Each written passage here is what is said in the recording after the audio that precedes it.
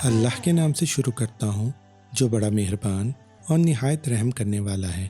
سبھی طرح کی تعریفیں اللہ ہی کے لیے ہیں جو تمام مخلوقات کا پروردگار اور بڑا غفور الرحیم ہے۔ کتابش کے تمام سامعین اور ناظرین کو السلام علیکم۔ عمدن اور بلا عذر روزہ چھوڑنے کا حکم۔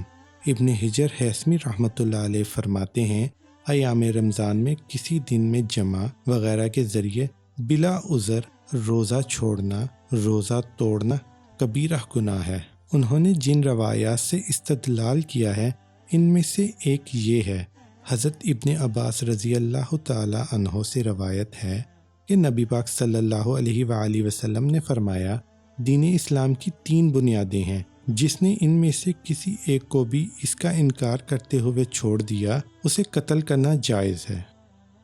کلمہ شہادت، فرض نماز اور رمضان کے روزے۔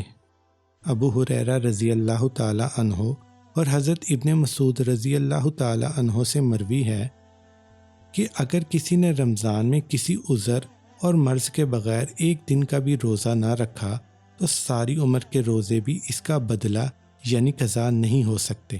اگر آپ کو یہ ویڈیو پسند آئی ہے تو اسے لائک کریں، شیئر کریں اور کمنٹ سیکشن میں اپنی رائے کا اظہار کریں اور کتابش کو سبسکرائب کریں۔